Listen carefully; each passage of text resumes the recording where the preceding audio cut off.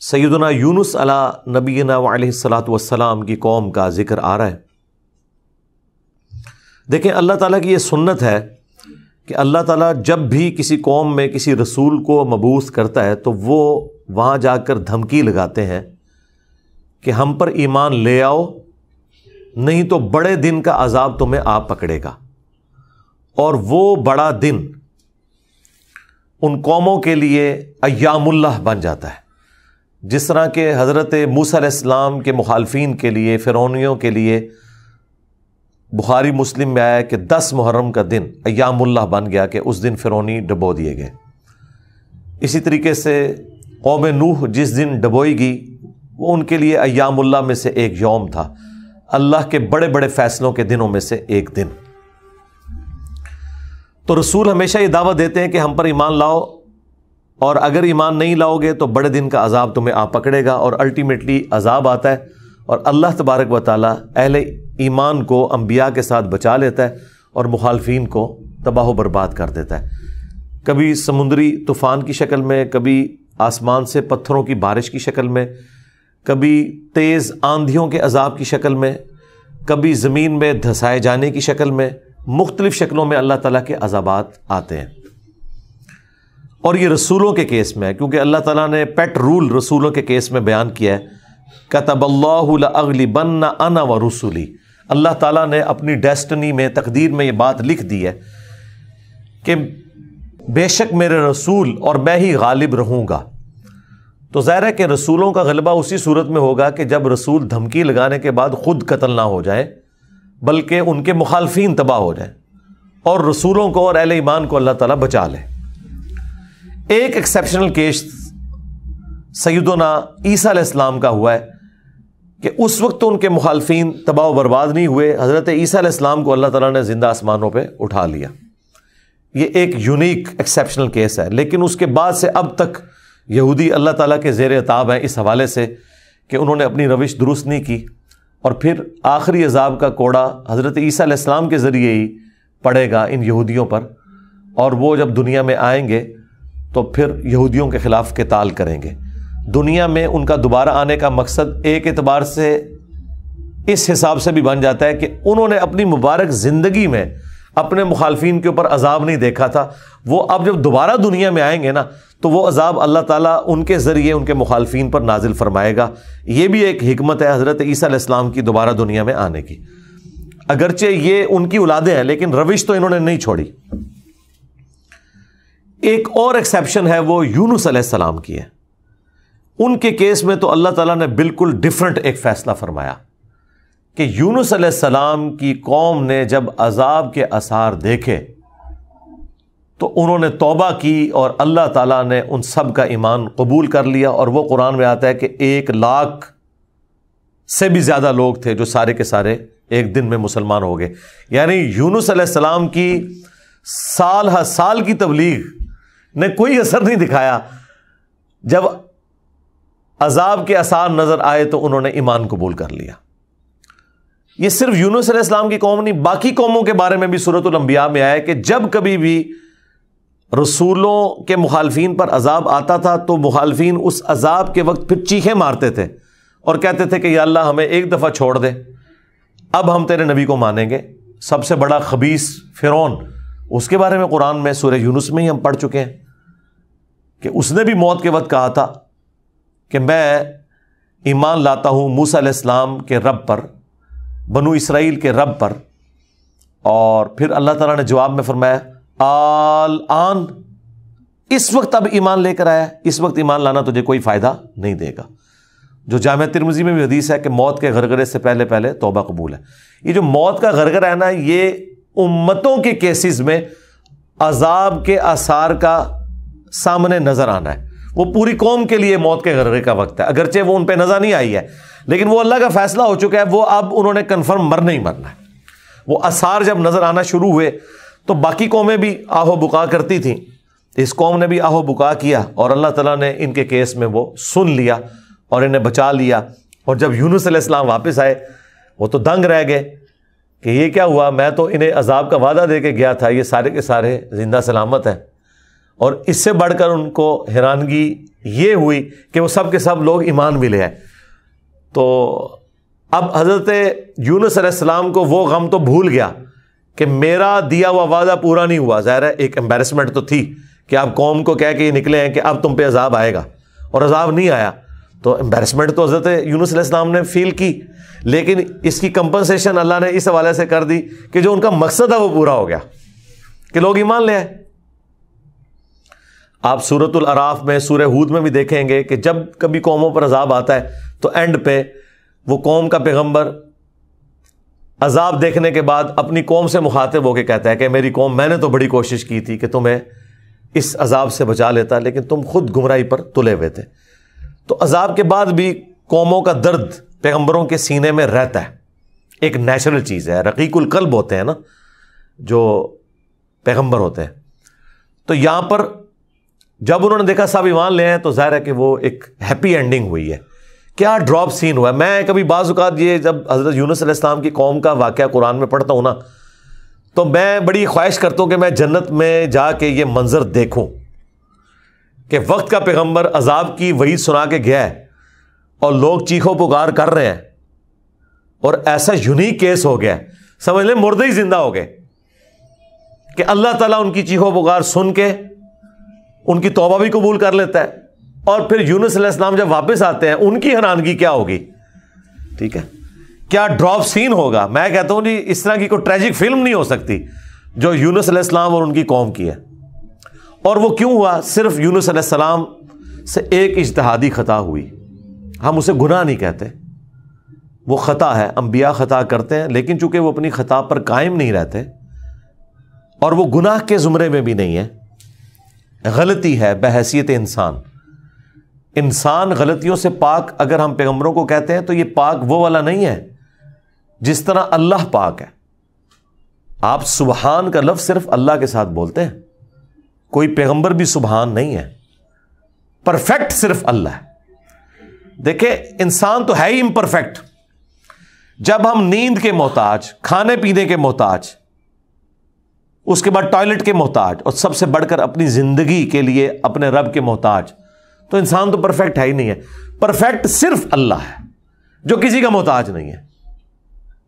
غلطیوں سے پاک صرف اللہ ہے, باقی غلطی تو کسی سے ہو سکتی ہے. لیکن پیغمبر کو ہم جو کہتے ہیں نا کہ پیغمبر غلطیوں سے معصوم ہے, عصمت انبیاء کا عقیدہ, اس کا مطلب یہ ہے کہ وہ گناہ نہیں کرتے. خطا بہرحال ان سے ہو جاتی ہے, اور خطا جب ہوتی ہے تو اللہ تعالیٰ ان کی ریمیڈی فرماتا ہے, ان کی اصلاح کرتا ہے. وہ اپنی خطا پر قائم نہیں رہتے, رجوع کر لیتے ہیں, اور جب رجوع کرتے ہیں تو امت کے لیے وہ رول ماڈل ہوتے ہیں. آج کی ڈیٹ میں رسول اللہ صلی اللہ علیہ وآلہ وسلم معصوم ہے کہ اگر زندگی میں کوئی اجتہادی خطا ان سے ہوئی تو اللہ تعالیٰ نے اس کی ریمیڈی فرما دی اور پھر اس غلطی کو معاف کر دیا. وہ گناہ نہیں تھا, یہ ذہن میں رکھیے گا. گناہ اور غلطی میں فرق ہے. گناہ وہ ہوتا ہے کہ جو پوری وعید معلوم ہونے کے باوجود انسان وہ ایکٹیویٹی پرفارم کر لے. اجتہادی خطا یہ ہوتی ہے کہ وہ ایک ایسی صورتحال اس کے سامنے آئے جس میں اس کے سامنے دو آپشن موجود ہوں, اور اس میں سے وہ ایک ایسا آپشن اڈاپٹ کر لے جو اللہ کی مرضی نہ ہو, اور جو اللہ کی مرضی والا آپشن ہے اسے وہ ترک کر دے. اور یہ وہ بدنیتی پہ نہیں کر رہا, اس کی سمجھ میں ہے ہی یہ اس کا آپشن, وہ نافرمانی سمجھ کے نہیں کر رہا. جس طرح نبی علیہ السلام نے کیا, غزوہ بدر کے قیدیوں کو چھوڑ دیا. سورہ محمد میں یہ آیت نازل ہو چکی بھی تھی کہ جب تک فتنہ مکمل طور پر ختم نہیں ہو جاتا آپ نے ان کو قتل کرنا ہے, اپنے مخالفین کو. قتال کی آپ کو اجازت دی گئی. سورہ محمد کا نام ہی سورہ قتال ہے. ہاں جب فتنہ ختم ہو جائے اس کے بعد جو جنگیں ہوں گی نا, اس کے بعد آپ کی مرضی ہے, چاہے تو فدیہ لے کے کافر قیدیوں کو چھوڑ دیں اور چاہے آپ انہیں قتل کریں. اب بدر کے بعد فتنہ تو ختم نہیں ہوا تھا, لیکن نبی علیہ السلام نے یہ ایزیوم کیا کہ 70 سردار ان کے مر گئے, ان کی کمر ٹوٹ گئی, وہ جو 70 ہم نے قیدی کیے ہیں چلو ہم انہیں فدیہ لے کے چھوڑ دیتے ہیں, شاید یہ لوگ اسلام قبول کر لیں. اپنی شرافت کی وجہ سے نبی علیہ السلام نے ایسا کیا. تو اس پہ پھر اللہ تعالیٰ نے سورۃ الانفال میں آیت نمبر 67 68 میں فرمایا کہ اگر وہ پہلے آیت نازل نہ ہوئی ہوتی نا سورہ محمد کی, تو ہم تمہیں عذاب دیتے اس عمل کے اوپر جو تم نے غزوہ بدر کے قیدیوں کو چھوڑ دیا, کیونکہ فتنہ تو ابھی ختم نہیں ہوا, تمہارا کام تھا قتل کرتے. اور حضرت عمر کا مشورہ بھی یہی تھا بخاری مسلم میں, لیکن نبی علیہ السلام اور حضرت ابوبکر اپنی شفقت کی وجہ سے انہوں نے یہ پلی لی کہ وہ آیت میں آیا نا کہ فتنہ جب ختم ہو جائے تو پھر تمہاری مرضی ہے، تو ہم یہ زیوم کرتے ہیں کہ فتنہ ختم ہو گیا. یہ بدنیتی کی وجہ سے نہیں تھا، واقعی انہوں نے یہ زیوم کیا تھا. لیکن وہ کس قسم کے ناہنجار لوگ تھے. حضرت عمر رضی اللہ تعالیٰ عنہ نے یہ کنکلوڈ کیا کہ نہیں، یہ اس قابل ہیں، یہ قتل ہونے چاہیے. بہرحال وہ اجتہادی خطا اللہ تعالیٰ نے معاف کی. اس طرح باقی انبیاء کرام کے بارے میں حضرت آدم علیہ السلام کی غلطی کا ذکر ہے. موسیٰ علیہ السلام سے بندہ مر گیا تھا، نوح علیہ السلام نے اپنے کافر بیٹے کے لیے دعا کر دی تھی. حالانکہ آج ایک مسلمان، عام مسلمان کو بھی پتہ ہے کہ کافر کی مغفرت نہیں ہو سکتی. تو نوح علیہ السلام کو کیا نہیں پتا تھا؟ بس وہ وقتی طور پر ایک سمجھ لیں ایک باپ کی حیثیت سے ان کا دل پسیج گیا. انہوں نے کہا یا اللہ تو نے وعدہ کیا تھا مجھ سے کہ تو مجھے اور میرے گھر والوں کو بچائے گا، تو میرا بیٹا بھی تو میرے گھر والا تھا. تو اللہ تعالیٰ نے فرمایا کہ اس چیز کا سوال نہ کر جس کے بارے میں تجھے علم نہیں ہے. بڑا کریٹیکل جملہ تھا، اس میں مسئلہ تقدیر بھی چھپا ہوا ہے. ایک تو سمپل معنی ہے کہ اس بارے میں مجھ سے سوال کیوں کر رہا ہے؟ تم نے کب یہ ایزیوم کر لیا کہ تمہارے گھر والے اگر کفر کریں گے تو میں انہیں چھوڑ دوں گا؟ گھر والوں سے مراد وہ گھر والے تھے جو ایمان لے کر آئیں گے. آپ کی بیوی نہیں لائی، ایک بیٹا نہیں لایا، باقی گھر والے لے آئے ایمان، تو بچ گئے. اور دوسرا یہ جو جملہ تھا نا کہ اس چیز کا سوال نہ کر جس کے بارے میں تجھے علم نہیں، سورہ ہود میں آیت نمبر 46 میں، اور اے نوح جاہلوں میں شمار نہ ہو. یہ بڑا سخت جملہ ہے. یہ مسئلہ تقدیر کی طرف اشارہ ہے کہ تجھے نہیں پتا کہ میری تقدیر میں یہ لکھا ہے کہ یہ نبی کا بیٹا ہونے کے باوجود بھی اللہ کے علم میں یہ جہنمی ہے. وہ اللہ تعالیٰ نے اسے جہنمی نہیں بنایا بلکہ اپنے کرتوتوں کی وجہ سے. تو اللہ کی تقدیر کے اوپر تو کسی کا بھی علم نہیں ہے نا جب تک اللہ تعالیٰ مطلع نہ کر دے. یہ بہت کریٹیکل ایشو ہے، اس لیے میں نے الگ سے ایک ویڈیو اس پہ ریکارڈ کروائی ہے. عصمت انبیاء کا عقیدہ، اس کا ٹائٹل ہے انبیاء گناہ نہیں کرتے. یہ ہمیں جو عصمت انبیاء کا عقیدہ بتایا گیا ہے وہ یہ ہے کہ نعوذ باللہ انبیاء کے اندر گناہ کرنے کی حص ہی نہیں ہوتی. یعنی انبیاء کرام جو ہے ان کے ساتھ وہ کمزوریاں بشری اٹیچ نہیں ہیں جو باقی انسانوں کے ساتھ اٹیچ ہیں. اگر یہ بات ہوتی تو انبیاء کی فضیلت ہی نہ ہوتی. انبیاء کی فضیلت ہے ہی اس وجہ سے کہ وہ بشری کمزوریوں پر اوور کم کرتے ہوئے اللہ کے خوف کی وجہ سے گناہوں سے بچ جاتے ہیں. ادروائز پھر فرشتوں میں اور انسانوں میں کوئی فرق ہی نہ رہ جائے. تو یہ ہے اصل چیز جو انہیں فضیلت میں لے جاتی ہے عام انسانوں کی نسبت، کہ وہ اللہ کا اتنا خوف رکھتے ہیں کہ وہ گناہوں سے بچتے ہیں. رہی لغزش، اجتہادی خطا، وہ ہو سکتی ہے. تو میں نے وہ انبیاء گناہ نہیں کرتے اس میں تفصیل کے ساتھ واقعات مختلف قرآن سے بیان کیے. سورہ یوسف میں ہے کہ اس عورت نے یوسف کا قصد کیا، یوسف بھی عورت کا قصد کر لیتا اگر اپنے رب کی برہان نہ دیکھتا. اب اندازہ کریں، اللہ تعالیٰ فرما رہا ہے کہ یوسف علیہ السلام بھی اس برائی میں پڑ جاتے اگر اللہ تعالیٰ انہیں ایک خاص نشانی نہ دکھاتا. وہ قرآن میں تو رپورٹ نہیں ہوئی، اسرائیلی روایتوں میں آتا ہے کہ اللہ تعالیٰ نے اس وقت حضرت یوسف علیہ السلام کو اپنے والد کی شبیہ دکھا دی تھی حضرت یعقوب علیہ السلام کی، اور وہ انگلی سے یوں اشارہ کر رہے تھے کہ یہ کام نہیں کرنا تم نے. یا اس وقت شیطان بھیانک شکل میں انہیں نظر آ گیا کہ یہ شیطان مجھ سے برائی کا کام کروانے لگا ہے. بہرحال کوئی نشانی اللہ نے دکھائی ہے، قرآن میں ہے، اور اس کی وجہ سے وہ برائی سے بچے ہیں. اس کا مطلب ہے کہ ان میں مادہ موجود تھا لیکن اللہ نے انہیں بچایا ایک نشانی کے ذریعے. تو انبیاء کی اللہ تعالیٰ حفاظت کر لیتا ہے. یونس علیہ السلام سے جو آپ سمجھ لیں اجتہادی خطا جسے ہم گناہ نہیں کہتے، وہ یہ ہوئی کہ جب مقررہ وقت کے اوپر قوم یونس ایمان نہیں لے کر آئی تو یونس علیہ السلام نے انہیں کہا کہ اب 3 دن بعد عذاب آ جائے گا. جو اللہ نے وعدہ کیا تھا کہ یہ ان کا سمجھ لیں ٹائم اینڈ ہو رہا ہے، اس ٹائم لائن کے بعد عذاب آنا ہے. لیکن ساتھ یہ ضروری تھا کہ اللہ تعالیٰ کی وحی کا انتظار کرنا ہے اس علاقے کو چھوڑنے سے پہلے. تمام انبیاء جب قوموں کو وحی سناتے ہیں نا تو پھر اللہ تعالیٰ کی وحی کی اجازت کے بعد اس علاقے کو چھوڑتے ہیں. نبی اسلام نے بھی ہجرت دیکھیں اینڈ پہ کی ہے، ایویں نہیں، مطلب آپ خود سے نہیں نکلے، اللہ تعالیٰ کی وحی کے ذریعے نکلے. قرآن میں سورۃ الانفال میں آیا تھا کہ یہ جب کافر کہتے تھے نا کہ ہم پر عذاب کیوں نہیں نازل ہوتا، ہم نبی کا انکار کر رہے ہیں، تو اللہ تعالیٰ نے فرمایا کہ جب تک اے نبی تم ان میں موجود ہو ہم ان کو عذاب نہیں دیں گے. اللہ کی سنت ہے کہ جب کبھی کسی قوم کو عذاب دینا ہوتا ہے نا تو اس قوم میں سے انبیاء اور اہل ایمان کو الگ کرتا ہے، پھر باقی کی قوم پر عذاب آتا ہے، اور وہ اللہ تعالیٰ نے نکالا اور غزوہ بدر میں لا کے ڈبویا ان کو، جس طرح فرعونیوں کو اپنے محلات سے نکال کے سمندر میں غرق کیا تھا، مشرکین عرب کو اپنے گھروں سے نکال کر بدر میں ڈبویا صحابہ کرام کی تلواروں کے ذریعے۔ یہ عذاب استیصال کی ایک قسط ان پر آئی تھی۔ تو یونس علیہ السلام نے ازیوم کیا کہ ظاہر ہے کہ اس کے بعد عذاب تو آنا ہی ہے، لیکن ان کی شان اس سے بلند تھی کہ وہ وحی کا انتظار کیے بغیر نکل گئے۔ بس جب وہ نکلے، جس کشتی میں سوار ہوئے، وہ کشتی جو ہے وہ بھنور میں پھنس گئی، اور ان کی اپنی ایک نارمز چل رہی تھیں کہ اگر کشتی بھنور میں پھنس جائے تو یہ اس چیز کی علامت ہے کہ کوئی غلام اپنے آقا کی اجازت کے بغیر بھاگ کر آ گیا۔ پھر وہ قرعہ اندازی کرتے تھے، اور جس کے نام قرعہ نکلتا تھا اس کو فدیے کے طور پر وہ سمندر میں ڈال دیتے تھے۔ پہلی دفعہ قرعہ اندازی کی گئی، بیلٹنگ، تو حضرت یونس علیہ السلام کا نام نکلا۔ ان کا نہیں، یونس علیہ السلام تو اس طرح ہو ہی نہیں سکتا۔ دوسری بار، تیسری بار، تینوں بار یونس علیہ السلام کا نام نکلا قرعہ اندازی میں۔ تو یونس علیہ السلام نے، اچھا قرآن میں اشارتاً اس کا ذکر ہے، اسرائیلی روایتوں میں تفصیل کے ساتھ ہے، لیکن یہ بالکل قرآن میں فٹ ان بیٹھتی ہیں۔ یعنی آپ کو یہ تو بتایا گیا کہ یونس السلام مچھلی کے پیٹ میں رہے، تو وہ مچھلی کے پیٹ میں پہنچے کیسے تھے؟ مچھلی کے پیٹ تک پہنچنے کے لیے تو آپ کو دوست چاہیے، نیچے ہے مچھلی، اتنی بڑی ویل مچھلی ہے، کوئی چھوٹی مچھلی کے پیٹ میں تو رہ نہیں سکتا بندہ۔ تو وہ حضرت یونس علیہ السلام کو انہوں نے سمندر میں پھینک دیا۔ یونس علیہ السلام نے خود ہی کہا، ان کو کلک کر گیا کہ یہ معاملہ میرے اینڈ پہ ہے۔ انہوں نے کہا بھائی مجھے پھینکو، تم، مجھے سمجھ آ گئی ہے، ظاہر فوراً کلک کر گیا کہ یہ معاملہ خراب میرے سے ہی ہو گیا۔ وہ ان کو سمندر میں پھینک دیا، تو اللہ کے حکم سے ایک مچھلی نے انہیں نگل لیا۔ یہ قرآن میں ہے۔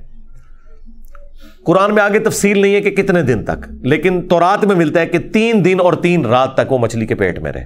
یہ ویسے پبلک مشہور ہے 40 دن، نہیں 3 دن ہے، بس وہی 3 دن، وہ جو 3 دن عذاب آنے تھے نا، وہ 3 دن انہوں نے مچھلی کے پیٹ میں گزارے، اور وہ 3 دن ان کی قوم نے زندگی موت کی کشمکش میں گزارے ہیں کہ ابھی عذاب آیا کہ آیا۔ ٹھیک ہے، توبہ ہے نہیں ہوئی کہ آئی ایم سوری تے توبہ قبول ہو گئی ہے، نہ 3 دن انہوں نے پی کٹی ہے بھائی جی۔ یہاں تو لوگ 1 دن جیل نہیں کاٹ سکتے، 3 دن تک انہوں نے وہ تکلیف کاٹی ہے، پھر اللہ تعالیٰ نے ان کی توبہ قبول کی ہے۔ اور یہاں پہ حضرت یونس علیہ السلام 3 دن تک مچھلی کے پیٹ میں، اندھیرے میں، اور دیکھیں اللہ نے ان کو ایسے کلمات سکھا دیے، مختصر تھے، پرفیکٹ تھے، بہترین توبہ، لا الہ الا انت سبحانک۔ سورۃ الانبیاء میں یہ دعا آئی ہے، اے اللہ تیرے سوا کوئی معبود نہیں، اور تو پاک ہے نا، پاک تو غلطی نہیں کر سکتا، انی کنت من الظالمین، بے شک میں ہی ظالموں میں ہوں، میں انسان ہوں، انسان سے غلطی تو ہوگی۔ تو یہ دعا اتنی اللہ کو پسند آئی کہ سورہ الصافات میں آیا کہ یونس اگر مچھلی کے پیٹ میں ہمیں ان الفاظ کے ساتھ یاد نہ کرتے تو پھر مچھلی کے پیٹ سے اسی دن نکالے جاتے جس دن مردے اپنی قبروں سے نکالے جائیں گے، قیامت کے دن تک مچھلی کے پیٹ میں رہتے، یعنی مچھلی کا پیٹ ان کی قبر بن جاتی۔ اتنا غصہ ایک جملے نے ٹھنڈا کر دیا، اور ساتھ اللہ نے فرمایا کذالک ننجی المؤمنین، ہم اہل ایمان کو اسی طریقے سے نجات دیں گے، یعنی جو بھی یونس والے طریقے سے ہماری طرف متوجہ ہوا اسے بھی ہم نجات دیں گے۔ یہ دعا ہمیں اتنی پسند ہے کہ جو ان الفاظ کے ساتھ ہم سے معافی مانگے گا ہم اسے بھی نجات دیں گے۔ جامعہ ترمذی میں حدیث ہے، جو یونس علیہ السلام کی دعا کے ذریعے اللہ کی طرف متوجہ ہوا اللہ تعالیٰ کبھی اسے محروم نہیں لوٹائے گا۔ لا الہ الا انت سبحانک انی کنت من الظالمین، اور جمع کے صیغے سے پڑھیں گے تو لا الہ الا انت سبحانک انا کننا من الظالمین، وہاں تھا انی کنت من الظالمین، یہ ہے انا کننا من الظالمین۔ دونوں طریقے سے آپ دعا مانگ سکتے ہیں، بہترین دعا ہے یہ، اسم اعظم ہے دعاؤں کی قبولیت کے لیے۔ قرآن میں بھی آیا کذالک ننجی المؤمنین، اور جامعہ ترمذی میں بھی آیا کہ جو اس دعا کے ذریعے اللہ کی طرف متوجہ ہوگا اللہ تعالیٰ اسے محروم نہیں لوٹائے گا۔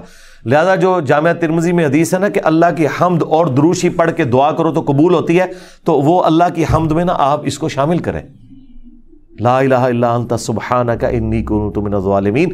یہ اللہ کی بیسٹ حمد بھی ہے اور بیسٹ استغفار بھی ہے، اور ایسا استغفار ہے کہ اللہ کی رحمت کو ٹریگر کرنے والا ہے۔ دیکھیں آپ نے اللہ تعالیٰ کی کس چیز کو ہائی لائٹ کی ہے کہ یا اللہ تو پاک ہے، تو غلطی کر نہیں سکتا، اس کی عظمت مان لی، اور پھر ساتھ ہی کہا کہ مجھے تو نے بنایا ہی ایسا ہے کہ میں غلطی کروں گا، تو دیکھ میں کمزور ہوں، میں مان رہا ہوں میں غلطی کروں گا، تو کر بیٹھوں تو معاف کر دینا۔ اس سے بیسٹ انداز نہیں ہو سکتا اپنی غلطیوں پر معافی مانگنے کا۔ تو یہ حرز جام بنائیں، لا الہ الا انت سبحانک انی کنت من الظالمین۔ یقین کریں یہ دعا آپ کے سامنے یونس علیہ السلام ہو، مچھلی کا پیٹ، گپ اندھیرا، 3 دن 3 رات، دنیا میں کوئی آ کے آپ کو ریسکیو نہیں کر سکتا، اور موت سامنے نظر آ رہی ہے۔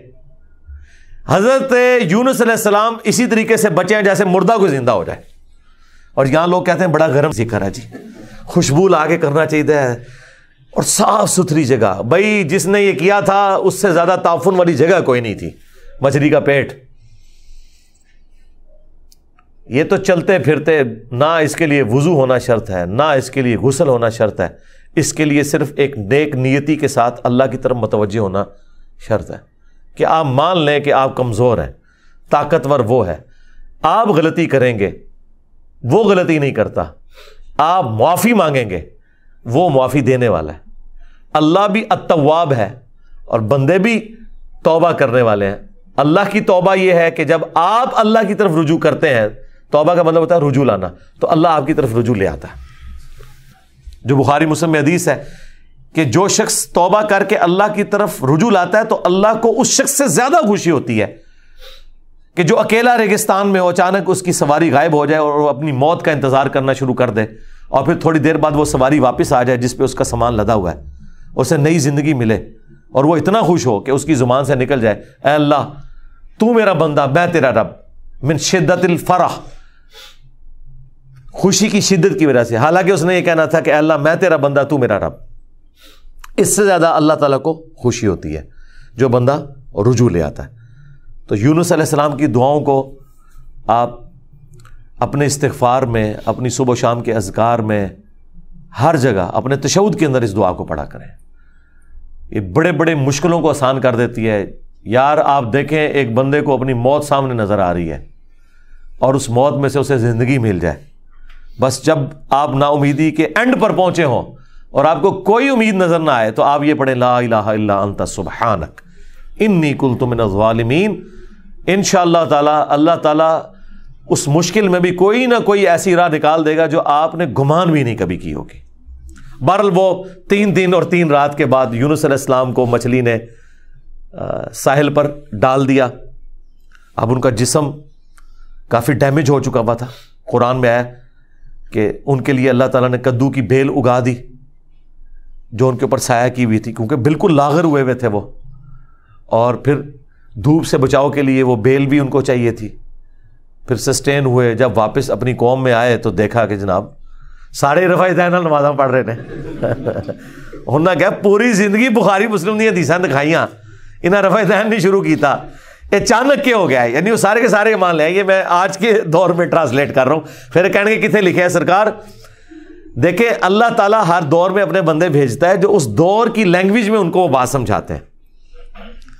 تو انہوں نے دیکھا بھی انقلاب یہ کہاں سے آ گیا، سارے اونچی آمین کہہ رہے ہیں، سارے رفع الیدین سے نماز پڑھ رہے ہیں، سارے نے جڑے اپنی شلواریں جھونگ لیاں نے، کیا ہو گیا ہے؟ تو پتہ چلا کہ جناب اللہ تعالیٰ نے معاف کر دیا ان کو۔ اور یہ ایک ایسا ایکسیپشنل واقعہ ہے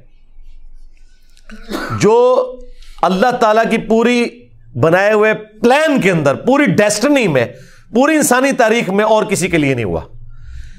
اس خاص واقعے کی وجہ سے ہی اس سورت کا نام سورہ یونس ہے۔ اگرچہ یونس علیہ السلام کا ذکر آپ نے دیکھ لیا، بس یہ اتنا صحیح آ رہا ہے، یہ باقی پورے واقعات قرآن میں سکیٹرڈ فارم میں ہے۔ سورہ ہود سے میں نے بیان کیا، سورۃ الاعراف، باقی صورتوں سے جوڑ کے آپ کو ایک جگہ پوری پکچر بتائی ہے۔ حالانکہ عام بندے سے پوچھے نا کہ سورہ یونس میں کیا ہوگا، تو وہ یہ بتائیں گے آپ کو کہ سورہ یونس میں یہ لکھا ہوا ہوگا کہ حضرت یونس علیہ السلام کتنے خوبصورت تھے، ان کی زلفوں کا رنگ کیا تھا، ان کے ماں باپ کہاں رہتے تھے، وہ کہاں پیدا ہوئے، کہاں فوت ہوئے. عام آدمی تو یہ سمجھ رہا ہوگا. حالانکہ سورہ یونس کا جو مرکزی ٹاپک ہے نا وہ توحید ہے، ٹوٹل توحید. اور اس میں حضرت یونس علیہ السلام بھی فٹ ان بیٹھ رہے ہیں. کیوں؟ توحید کا مطلب یہ ہے کہ ہوگا وہ جو اللہ چاہے گا، اور اللہ چاہے تو اپنا بنایا ہوا قانون بھی توڑ سکتا ہے. اللہ اپنے قانون کا بھی کوئی پابند نہیں ہے. لیکن یہ دنیا کے اعتبار سے، آخرت کے لیے نہیں. آخرت کے لیے اللہ نے قرآن میں یہ بتایا کہ میں اپنے وعدے کے خلاف نہیں چلوں گا. آخرت اللہ کا قانون نہیں ہے، وعدہ ہے. اور اگر اللہ وعدہ توڑتا ہے نا تو وہ اللہ نہیں رہتا، کیونکہ جو وعدہ پورا نہ کرے وہ جھوٹا ہوتا ہے، اور جھوٹ اللہ کی طرف منسوب نہیں. لیکن دنیا میں اللہ تعالیٰ اپنے بنائے ہوئے قوانین توڑ دیتا ہے. وہ اللہ کے کوئی وعدے نہیں ہے. اللہ کا قانون ہے کہ آگ جلائے گی، ابراہیم کو نہیں جلایا، تو اللہ تعالیٰ کو اس سے کوئی فرق نہیں پڑتا. یہ اللہ کا کوئی وعدہ نہیں تھا. چھری کاٹتی ہے، اسماعیل علیہ السلام کو نہیں کاٹا، یہ اللہ کا قانون ٹوٹا. سمندر میں انسان غرق ہو جاتا ہے، موسیٰ علیہ السلام کے لیے راستہ بن گیا، یہ اللہ کا قانون ٹوٹا معجزے کے طور پر. آخرت میں کوئی قانون نہیں ٹوٹے گا. جو مواہد دنیا سے گیا، اللہ کا تابع فرمان، پیغمبروں کا مطیع، پھر اس پہ تقدیر غالب نہیں آئے گی کہ نہیں جی اے تیری میں ایک گل سنبھال کے رکھی ہے لہذا تو زیرو نل ملٹیپلائی ہو گیا. نہیں، وہاں بھائی نیکیاں تولی جائیں گی. چاہے گناہوں کے پلڑے میں بڑے سے بڑا گناہ بھی آ گیا شرک کے سوا، اور نیکیاں بھاری ہو گئی، تو اللہ تعالیٰ کسی کو یہ کہے گا کہ بھی نہیں کہ بالکل دوتے اے زیرو زیرو ہی بچے ہیں. نہیں، بس یہ میرا وعدہ ہے کہ میں بچا لوں گا. بلکہ اللہ کی تو رحمت اس سے بھی زیادہ ہے. وہ تو اپنے پیغمبر کی شفاعت سے جن کے نیکیوں کے پلڑے ہلکے بھی ہو جائیں گے ان کی بھی کمپنسیشن فرما دے گا، اگر وہ شرک نہ کرتے ہوئے. انشاءاللہ تعالی ہمیں تو اللہ تعالیٰ بغیر حساب و کتاب کی جنت میں داخلہ عطا فرمائے. آمین. مع النبیین والصدیقین والشہداء والصالحین. آمین. بہرحال یونس علیہ السلام جب واپس آئے، انہوں نے یہ ساری بہاریں دیکھیں تو ظاہر ہے کہ خوشی خوشی انہوں نے اس کو ایکسیپٹ کیا، اور اللہ تعالیٰ نے پھر اس کو قیامت تک کے لیے قرآن میں نقل کر دیا. اب یہ وہ الفاظ، اب یہ پورے واقعات آپ کے سامنے ہو تو اب آپ اس کا ٹیسٹ فیل کریں. اعوذ باللہ من الشیطان الرجیم، بسم اللہ الرحمن الرحیم. فلولا كانت قرية آمنت فنفعها ایمانها، پس کیوں ایسا نہ ہوا کہ کوئی بستی ایمان لائی ہو تو اس کو ایمان لانا نفع دے دیتا.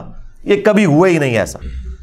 الا قوم یونس، سوائے قوم یونس کے، کہ یونس علیہ السلام کی اجتہادی خطا جو ڈیبٹ تھی وہ کریڈٹ بن گئی ان کے امت کے حق میں، کہ چونکہ ان کے وقت کے پیغمبر نے اللہ کی وحی کے انتظار کے بغیر وہ جگہ چھوڑ دی تھی، اللہ نے اس کا بینیفٹ ان کی قوم کو دے دیا.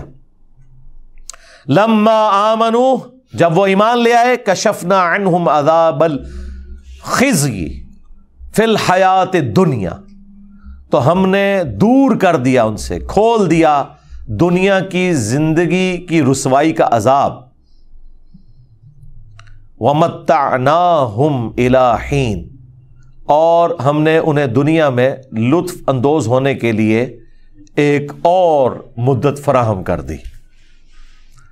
اللہم احسن عاقبتنا فی الامور کلیہا واجرنا من خزی الدنیا وعذاب الآخرہ. آمین. تو یہاں پر وہ عذاب ہم نے ان سے دور کر دیا، یعنی وہ عذاب آیا ہوا تھا، اس کے آثار نمایاں تھے، پھر اللہ تعالیٰ نے وہ کھول دیا. وہ جس شکل میں بھی تھا، کوئی بادل آئے ہوئے تھے پھر کھول دیے. وَلَوْ شَاءَ رَبُّكَ لَآمَنَ مَنْ فِي الْأَرْضِ كُلُّهُمْ جَمِيعًا، اور اگر تمہارا رب چاہتا تو جتنے لوگ زمین میں آباد ہیں سب کے سب ہی مومن ہو جاتے. اس کا کیا مطلب ہے کہ اگر اللہ تعالیٰ زبردستی ہدایت دینا چاہتا، اس کا یہ مطلب نہیں ہے کہ اللہ تعالیٰ یہ چاہتا ہے کہ لوگ جہنم میں جائیں. یہ رسول اللہ کو سنگولر کے سیغے سے تسلی دی جا رہی ہے کہ اگر اللہ تعالیٰ نے زبردستی ایمان دینا ہوتا نا تو دے دیتا سب کو، لیکن اللہ تعالیٰ یہ چاہتا ہے کہ لوگ خود سے اپنی چوائس سے مجھے چوز کریں. افانت تکرہ الناس حتی یکونوا مؤمنین، تو اے نبی کیا آپ لوگوں کو مجبور کرنا چاہتے ہیں یہاں تک کہ وہ ایمان لیں؟ یعنی آپ نے زبردستی نہیں کرنا. حضور ٹینشن ہی بڑی لیتے تھے کہ میں دعوت دے رہا ہوں لوگ قبول نہیں کر رہے, تو حضور کو کہا گیا آپ نے ٹینشن نہیں لینی, جنہوں نے جہنم میں جانا ہے جائیں. سورۃ البقرہ میں آیا کہ ہم آپ سے نہیں پوچھیں گے لوگ جہنم میں کیوں پہنچ گئے. سورہ طٰہٰ میں آیا کہ ہم نے قرآن اس لیے نازل نہیں کیا کہ آپ مشقت میں پڑھ دیں. ما انزلنا علیک القرآن لتشقى الا تذکرۃ لمن یخشی, یہ اس کے لیے ہے جو اللہ کی دھمکی سے ڈر جائے. وما کان لنفس ان تؤمن الا باذن اللہ, اور کسی جان کے لیے یہ ممکن ہی نہیں ہے کہ وہ ایمان لے آئے مگر اللہ کے اذن سے.